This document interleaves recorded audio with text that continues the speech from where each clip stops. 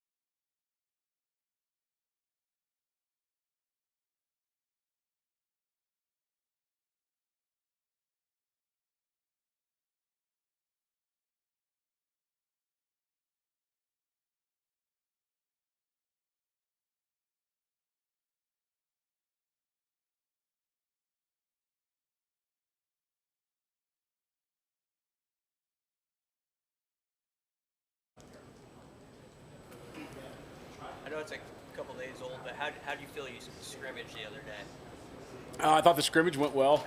We did some really good things on defense. I thought we tackled pretty well. A couple missed ones we got to get cleaned up, but overall, I thought the tackling was really well, and that's what you want to see. When we go live, that's the piece we haven't got as much yet. Caused a couple turnovers. Coach Frost put us in some good situations that we need to teach from and get that dialed in. Because with this older group, it's going to be a little bit more about getting lined up and executing the defense and more about mastering the situations as we move forward. So I think a little more of that work is necessary, but I was pretty pleased. What are you still trying to learn in the next week or two about this unit? About this unit, probably what are we going to try to learn is probably who's the next guys up, because there's, that first string, even though it's not solidified yet, there's still a lot of guys battling for reps, probably a lot of guys that deserve reps in games. Don't know if we're going to get all of them, to play because there's so many guys that are playing at a high level right now.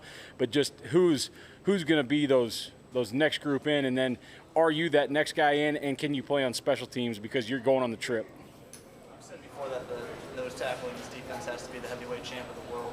Why is that? What does that mean? When we're playing against big people and we're in 3-4 spacing, that guy's responsible for 2 A gaps a lot of times, and he's got to really control that center. So that's got to be a man there, and he's got to understand. He's kind of like the center on offense. His name's not going to get in the paper a whole bunch, but he's going to really help the team. On that point, Damien, a lot of people talking about how Damien's in much better shape this year. How do you balance trying to make those types of players more mobile, but also ensure that they can still take up that space and man those forehands that they need to command? Well, that's why we got the strength and conditioning guys and the nutritionists, but they've done a great job with all those D linemen of making sure they keep their bulk, and they also are being able to move, and with Damien just being able to play 8 reps at a time instead of 2, and he's done a really good job of that so far this fall. What looks different about him this year? His body looks different. He looks more twitchy. He looks more lean. He just looks like he's able to play hard. If we leave him in there for 2 or 4 or 8, he's able to go the whole time, and I think that's a huge win for him and us. I know Tyreek Johnson has only been around for 9 practices or so, but what stands out to you about him so far? Well, obviously he's got some experience in the league. He's played in games, so the situation's really not too big for him, as it is sometimes with a new guy coming in the program, whether they're from a smaller school or a freshman.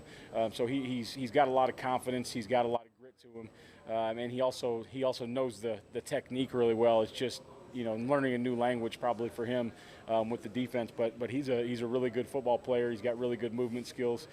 He's done some really nice things in 9 practices.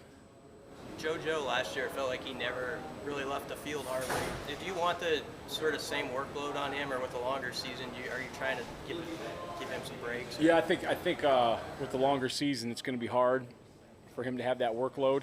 But I think we've developed some depth at that position. Isaac Gifford, Javen Wright, Simon Odie, John Bullock have all done a really good job there. So I think we have the opportunity to get JoJo a little rest this year and hopefully get all those guys playing on special teams as well. But I think you're right. It's going to be hard for him to take the same workload with the full season. How deep do you think the D-line can go? Like, how many are you feeling comfortable with, or how deep do you want it to go, I guess? I mean, you're definitely talking about 2 platoons at every position up front, and probably a third at most. So it's a pretty deep group. You definitely want to, now that we've developed some depth, you want to get those guys some breaks. You want them to be able to rush the passer and be fresh for that and play the run. But you also want to get the best guys enough reps. So I think that's a good balancing act, and Coach Tuioti and Coach Dawson are doing a good job with rotating those guys right now. And I don't see a huge drop-off between the 1s and the 2s. How's your team held up health-wise? I mean, you guys, have you hit that kind of camp wall where you got a lot of guys kind of having to rest on the second week? You know what? We haven't had a bunch of guys that have had to rest. Guys get nicked up here and there, and maybe if they get nicked up and they're a vet that's proving themselves, all that kind of things, maybe you shut it down for that day to keep it from getting into something worse. But there hasn't been a lot of guys where we've had to just say, hey, he needs 2 days down or anything like that. I think these guys have done a nice job of taking care of their bodies and getting ready to roll the next day. Do you feel good about you're in a position with enough veterans where you don't have to force young guys right into the fray right away? And do they kind of understand it, those young guys, sort of like looking at the depth chart? There's a lot of experience around them. Or to be honest with you, I think it is a good feeling, obviously, but I think that we're to the point also with maturity that those older guys are taking those younger guys and helping them and saying, take my job, but you're not going to do it. I want you to try to take this thing. I want you to practice hard. I want to see if you can get in the game as a reserve role or special teams, and I'm going to help you, but I know you can't take my job, and I think that's a pretty good feeling. We were talking, maybe you're asked about him. DeAndre over here was doing interviews. What can he give you? I know last year sort of just got deleted for him with the injury, but what can he bring to the table? Yeah, so far DeAndre's done a really good job. you know, he's a little different than some of those other guys. He's not quite as big, but he's got a little wiggle to him, and he seems to have a knack to find the ball and to find the open spot in the pass rush. So I think there's definitely a role for him moving forward. When you guys first got here, you talked about having your defense rotate in and out like hockey lines. Yep. I mean, but you really hadn't been able to do that because of the depth. Do you feel like in year 4 we're going to see the hockey lines come in and out this year more? Yeah, and I think especially up front. You know, especially up front, outside backers, D-line, inside backers are going to roll, whether that's 4 guys or 3 guys, but you're going to see those guys roll. The DBs has always been a little different story. I think you're going to see those guys get subbed in and out, but that's really not as much of a hockey rotation there because it's so important for those guys to make calls back there. But I think up front, you'll definitely see some mass substitutions coming. For those 7 front spots, would it be like 12, 14, 16? Like, what's the number that you could rotate in for those 7 spots if you had your way right now? Number of guys? Yeah. Like, I mean, yeah, you feel like you're 14 deep, 16 deep, 18 deep? Yeah, for those 7 spots, I definitely think that there's at least 14. Probably in that up front D line, there's probably at a 15, 16, 17 in there.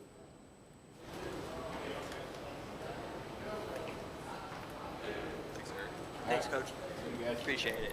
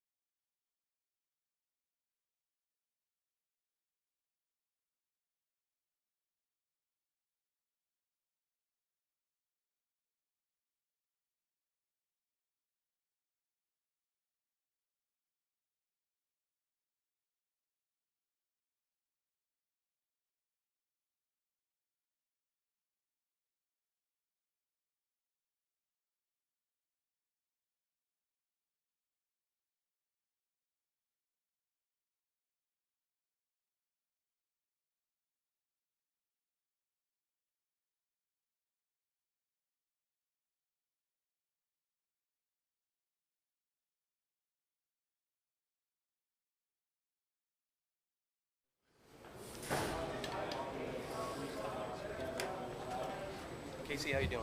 Good. How you guys doing? Good. It's good to finally see everyone. Thanks for coming out. Oh, Better than Zoom. yeah, way better. Yeah, I know. You tell me, I'll bring them.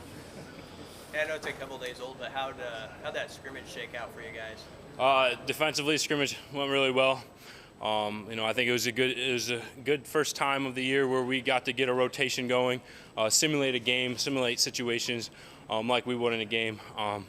Coach Frost put us, like I said, in different situations throughout the field, just like we would be in a real game. And it's always nice the first time you get to do that. It's not a test run, but it kind of is in the same way. We get to see what we need to work on, what we're good at, what we need to, like I said, need to keep focusing on. And altogether, I think a lot more positives came out than negatives. But we can always get better, and we can always keep working. And I think we set a good standard during that scrimmage. How's this year different for you personally? I know you believed in yourself a year ago, but on the outside, people didn't know what you're going to do yet. Sort of where are you at now compared to a year ago with your goals and what you want to get done? Ultimately, my goals are similar. I want to perform and do the best I can for my guys down in the locker room. I have personal goals, yes, but I'm going to keep them with myself. People can expect whatever they want from me. I know what I'm going to go out and do.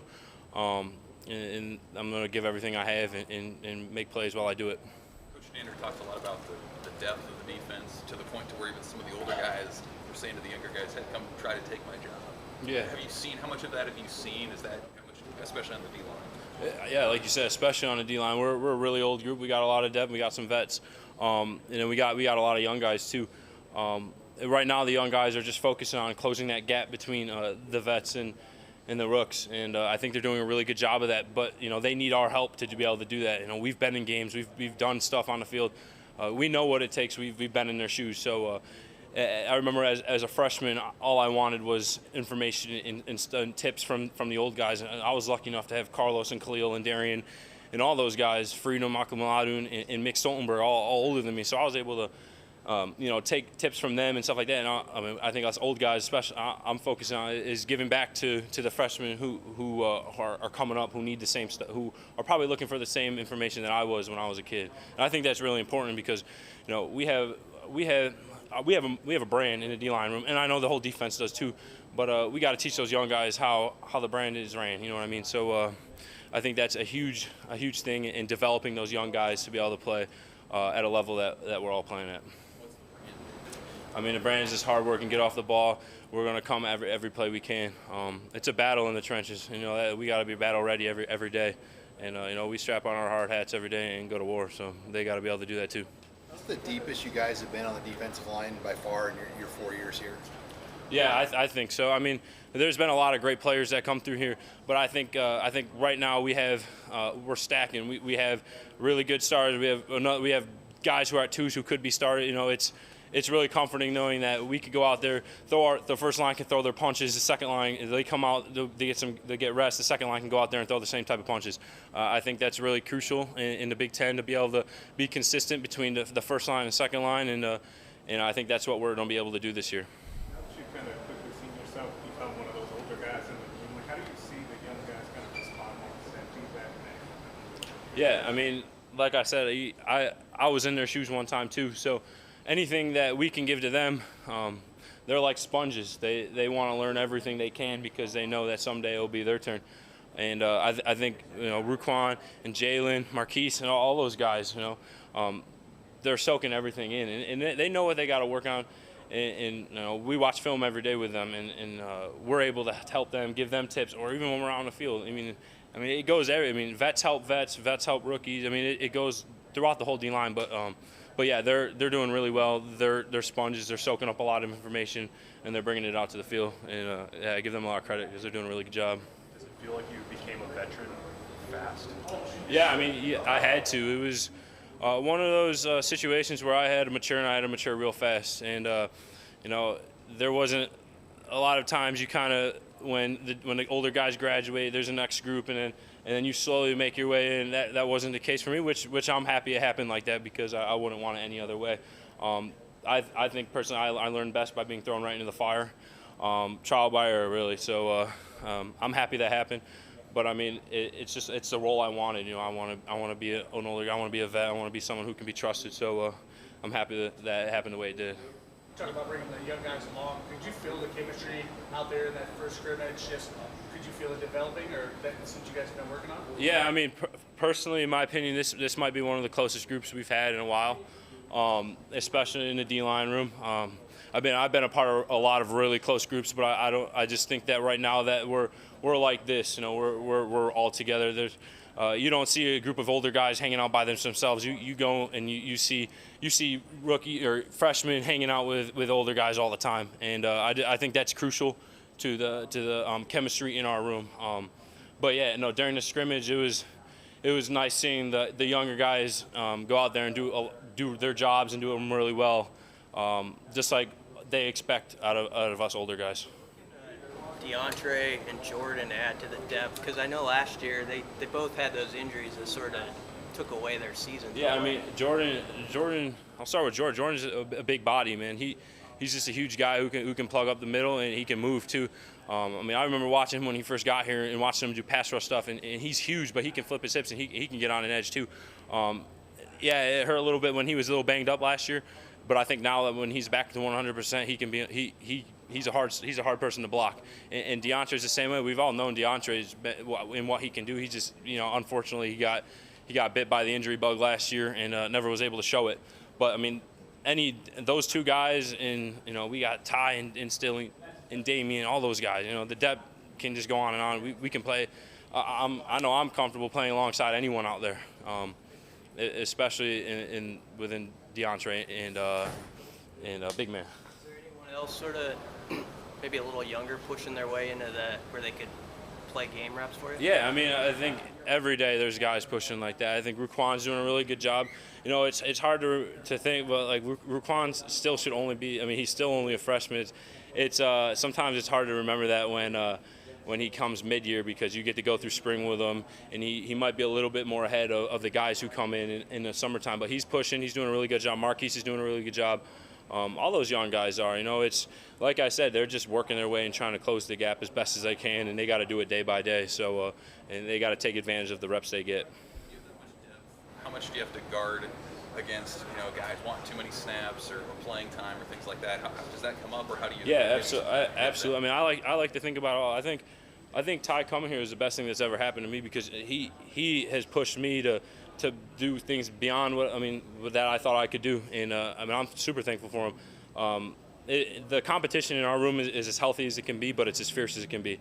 You know, I think guys every day are doing that, and you can't have a bad day, because you know that could happen to you. But if you do, it's nice because we're close enough where we can give each other's back. You know, and it's like I said, it's a healthy competition. So it's fun because you can have fun with it, but at the same time, you know, you gotta be very serious about it and do your job the right way, or else, you know, you could get passed up on. Given Ty's size and athleticism, where did you have to get better? You like in your mind are like, I have to get better, or this guy's gonna play all the time. I mean, I just think all around. You know, I think, like I said, I mean, it was kind of that situation last year or 2 years ago or whatever. I was just being thrown in the fire, so I knew everything had to be on. I had to be on my game at everything I did, because I knew Ty was thinking the same way. You know, me and Ty came in. He came in a year below me, but we basically had the same situation. So I think we both knew that, hey, we gotta be on our game, and because we're the next two young guys that are coming up, and you know, like I said, it was the best competition I've ever been a part of, and I'm thankful for him, because you know, he made me better, and I hope I did the same for him, and I think I did. So. And it's a brotherhood too. So, and you know, we take pride in that. We take pride in Ty and I playing along side by side, and.